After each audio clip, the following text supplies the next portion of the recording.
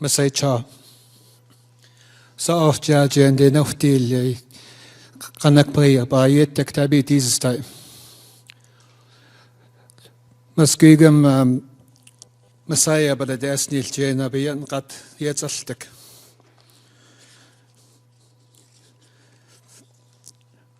Muskegon First Nation Larry Grant tabi Messiah but the sneedy and beyan kat yetzaltek. Sarah Dupont Messiah near the sneedy and Anistini. The kanak ba yetek Jerry Larson. Kay kanak dizdali in wana rodisle. Kay Jane ba yezdaltek. I just started by thanking the Muskegon First Nation, Elder Larry Grant, on for being on his traditional territory, and I thanked Sarah Dupont for inviting me to speak on the Indigitization, and I expressed the importance of digitizing tapes that are old and that are going to be ruined, and I think it's important that we do that. And Jerry Lawson, I also thank you for the course that you have done, and it's really important. And Jerry is a real good teacher. He's real good with the people, and I enjoyed his course. I was here a couple of years ago, I believe, and getting into the digitization itself, I think I've heard many people talking about language. I think the language is very important. I am lucky to say that my nation is 72% fluent in our language. But as I was talking to somebody earlier, there is another nation that I know of that they had 60%, over 60% of their language that they were fluent in. And in a couple of generations, that dropped down to 15%. So the importance of keeping your language is crucial, because you never know when your language is going to disappear. And as the elders pass, and as the majority become, the youth that are now, that don't speak the language, become elders themselves, we're afraid that we would be losing our language also. And through digitization, we can keep the language. And right now we have a curriculum in our nation that's teaching the young children from grade 1 to grade 7, teaching them how to speak our language. And that's the carrier language, Athabascan language, that I just started off with. And the elders that have passed on, I've been doing interviews for the last 7 years with elders. I've worked with a lot of elders, and a lot of those elders that I've worked with all passed on. And this is the hard part of the job, is when elders pass on, you feel it inside yourself, because you worked so hard with these elders, and you create a bond with all the elders that you work with. And it's really hard to hear of an elder that passed. Because last month I lost my aunt. She was one of the important members that we always brought back in, and 2 weeks ago I lost my godfather, and he was 93 years old. The information that he had was amazing. And again, we're lucky to have the tapes and the video and audio tapes that we've recorded of him. I was talking to Sarah about the importance of digitization. When you work with old tapes, you can't just keep rewinding. You can't keep going back when you're doing digitization, because these old tapes are brittle, and the importance of digitizing these tapes is when it is digitized, you can keep going back and forth. I heard somebody talking about the fluence, the high carrier or high fluency of the Aboriginal language. And we run into that also when we talk about what the elders tell us. As you can see on the slide, Lake Babine Nation Treaty and our stories that our elders tell. And these are the stories that we go by, and the stories that we're going to teach our children. And one day I'm going to be gone, and once I'm gone and anybody that's working with the treaty office is gone, these tapes will remain. And in the future they can, our future children can get into them, and they got, at least we'll leave something behind.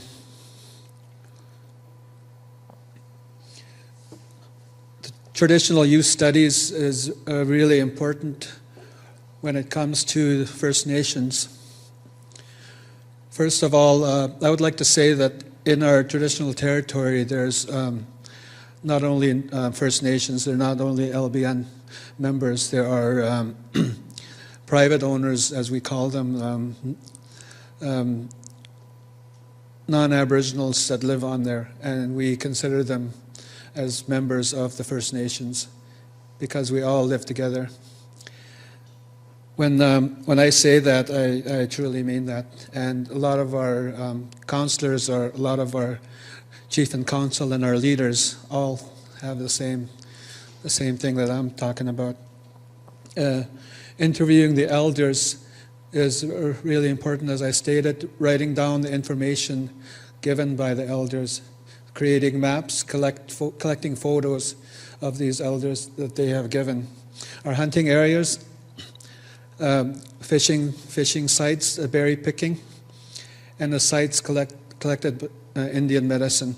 Now, there was a story about an elder that brought us into the bush, and we collected Devil's Club, and he told us a story of why he took us out that certain time, because the Devil's Club is picked beside a river, beside a creek or a river.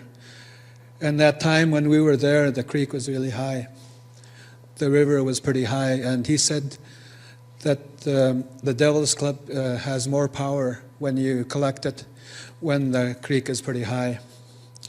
So what you do with the Devil's Club is you peel off the needles, and then you peel the inside, the green part, and then you boil it.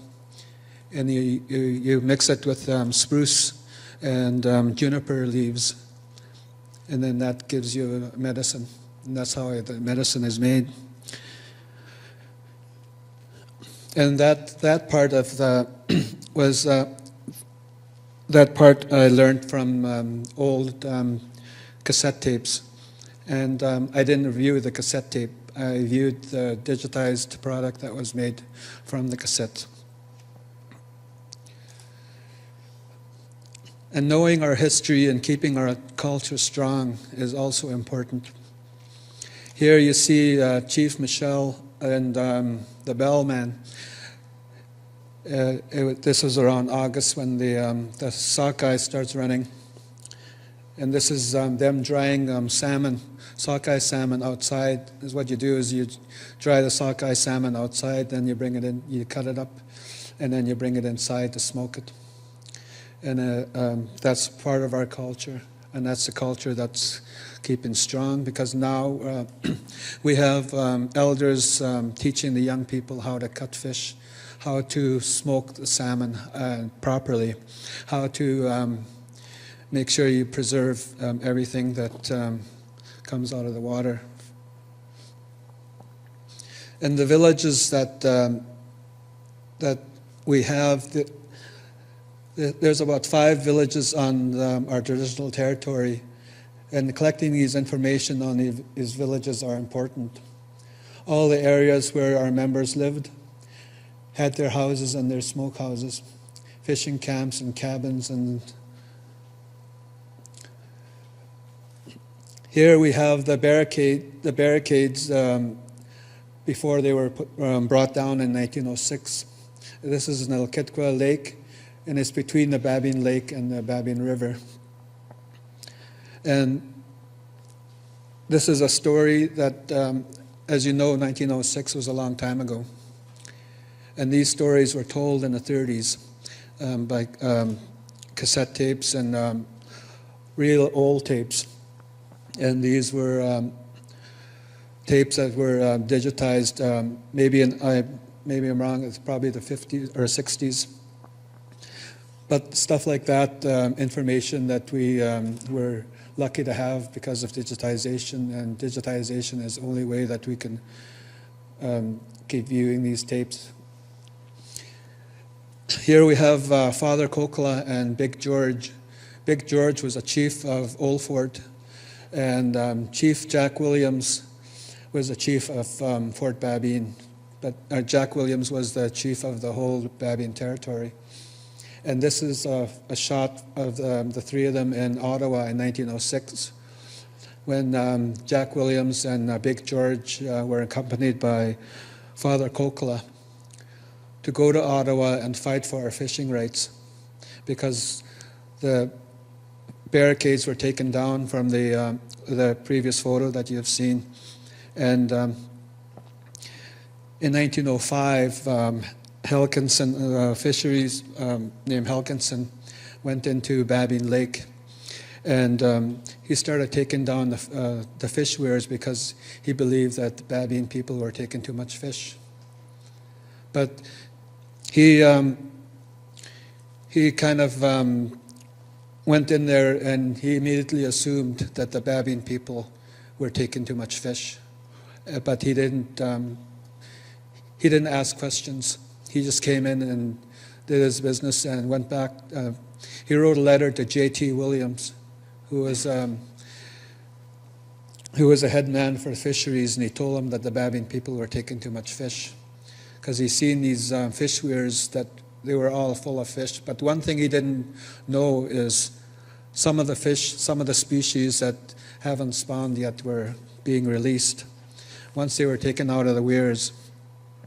And the ones that they kept was the sockeye, because the sockeye already did their spawning before they reached the Nilkitqua Lake, because the sockeye spawn in the rivers.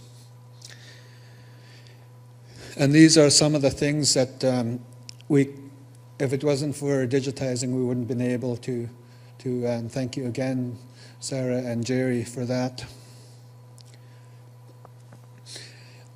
Here's Chief Michel. Chief Michel was a chief back then when he got sick, and so Big George was the man that was elected to accompany Jack Williams to Ottawa. Here we have Chief Michel and a helper building a dugout canoe. And these dugout canoes were used before we had river boats, before we learned how to do the river boats, and that's just some of the stuff, some of the stories we were able to collect. And here is our hereditary chief doing grass dancing. There was another story about, and this is my late uncle Michel Dennis. They used to have sports days in the past, and it wasn't hockey or baseball or anything like that. It was games to see who was the best hunter, to see who can run in a bush the fastest, and the endurance that they had. And here we have a hereditary chief dancing on the grass.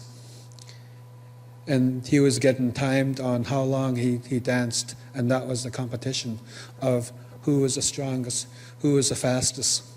And there was other games that they played that had to do with hunting, had to do with fishing, and had to do with strength. And those are the stories that we collect. Getting back to the fish and the fish weir, here's an elder that talks about fishing in the 1800s and the early 1900s. He was in his 90s here. And he spoke of the fence that's in Babine Lake right now, of the way the fishing was years ago. He spoke of how we contained the fish better, how the fish was able to multiply better, and he said that we took care of the fish better than the fisheries did, because the fence has limited openings. So there's a fish species, the spring salmon. They stopped going to Babine Lake, and before the fence was built, there used to be spring salmon on Babine Lake, according to this Donald Tom. And Donald Tom was blind. And one of the stories that I seen on when they were younger, the elder that told the story was a little girl, and Donald was sitting by the lake, looking at the lake. And this elder was a little girl, and she snuck up to Donald and sat down. And Donald turned around. "Rita, is that you?" And Rita was amazed how Donald knew it was her. It could have been anybody that stood beside her.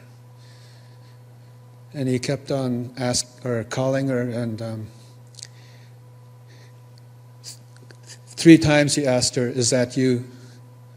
Then he finally said, he confirmed, "No, that's you, Rita. You can talk now." So Rita spoke, and he said, "How did you know it was me?"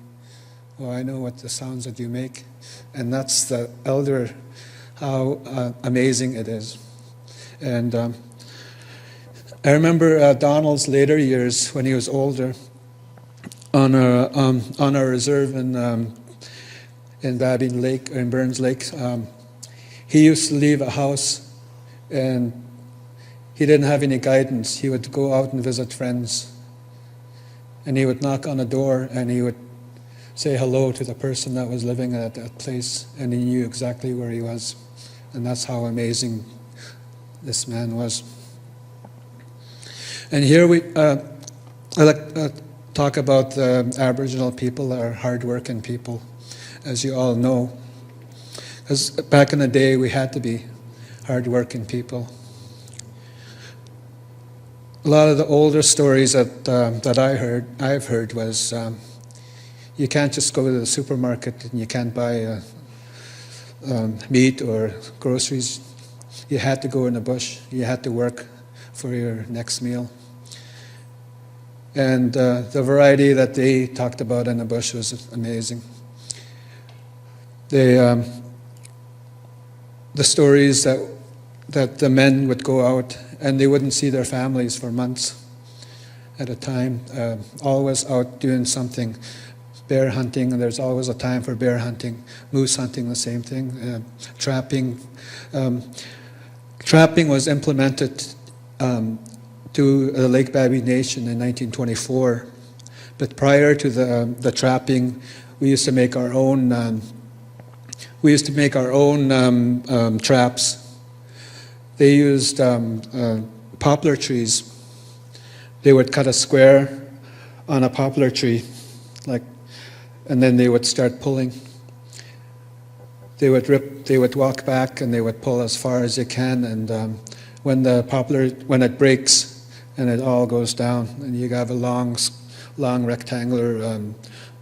rectangular rope kind of thing, and they would cut little pieces. It was about that long, that wide, and they would turn it.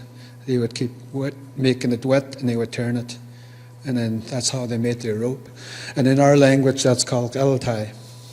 And galtai was used to catch moose.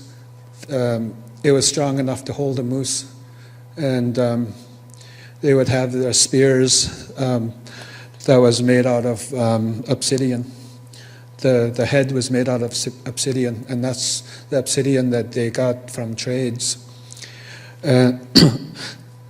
Some of this we heard from stories, and some of this we heard from the archaeological dig that we did at the fence area, and an archaeological dig that was done at the Smokehouse Island. And one thing about the Smokehouse Island, it was man-made. It was engineered by man. In the 17 and 1800s, the archaeologists found out that they kept on throwing rocks into the water, our people, and then eventually the island was made. And the purpose for that was when the island was made, they can put weirs on both sides of the islands, so they can put those traps, those barricades in there. There's fish traps. And getting back to this photo, this is an 86-year-old woman at the time carrying 2x12s. And she was helping her son build a home. And that gives you an idea of how strong our people were back then. And we're trying to teach our children that so they can get back to that. And this is a couple of smokehouses, fish camps out in Babine Lake, and this is a real old photo. We found this photo at the BC Archives. That's at smokehouses, a couple of smokehouses, or a smoke camp or fishing camp on Babine Lake. Those are some of the photos that we have, and our culture is really strong. We still have the potlatch right now, and these are some hereditary chiefs wearing their regalias. The one that's wearing the brown fur, and that's beaver pelts, made out of beaver pelts, because that guy that is wearing that is my godfather that died recently, and he was 93 years old. That's just some of the stuff that we go back to, because sometimes our seeding plan, when we get into the seeding plan, I'll just go through quickly. Here's fishing, or today's fishing. As you can see, the amount of fish that we get when we have the salmon. This is when the salmon comes in, and this is the Babine fence. And Masaicha, thank you very much. That's all I got, and that's some stories that I wouldn't have been able to tell you this if it wasn't for Indigitization, because like I said, the old tapes it's impossible to transcribe anything or get anything from the old tapes if they're the tapes, but Indigitization makes it possible for me to sit here and tell you about our people. Masaicha, thank you very much.